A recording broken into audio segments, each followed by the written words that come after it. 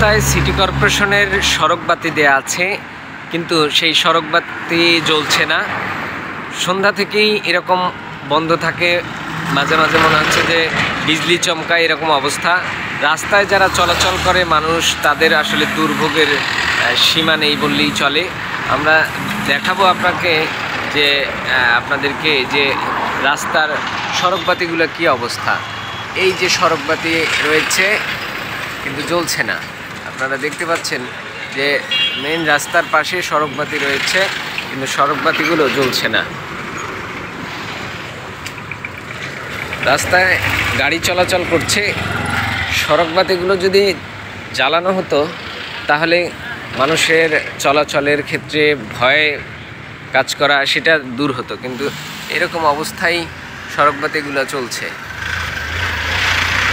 কিন্তু এর বিল বা এর কী অবস্থা সেটি আসলে অজানাই থাকছে।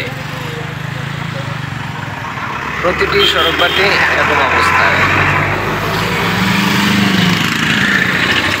সড়কের বাতি জ্বলছে না, রাস্তায় জ্যাম লেগে থাকে।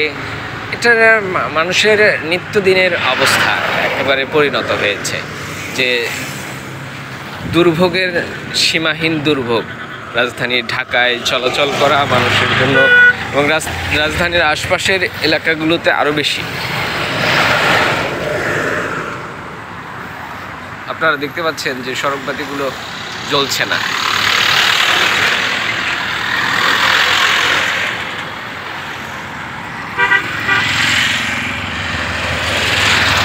পায়ে হাঁটার অবস্থাও নেই বললেন তা।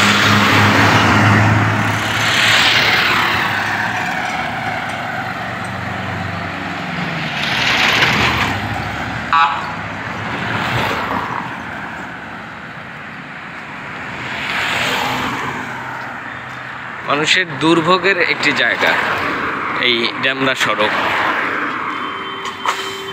স্টাফ কোয়ার্টার থেকে রামপুরা যাওয়ার যে পথ, এই পথটিতে এরকম অবস্থা। সিটি কর্পোরেশনের বাতি দেয়া থাকলেও সেই বাতি জ্বলছে না। প্রতিদিন এরকম অবস্থা। মাঝে মাঝে আমরা দেখি যে রাত্রিবেলা জ্বলে না, কিন্তু দিনের বেলা জ্বলে থাকছে, এরকম অবস্থা হয়। এটা মনিটরিং ব্যবস্থা না থাকার কারণেই এমনটা হচ্ছে বলে মনে হয়।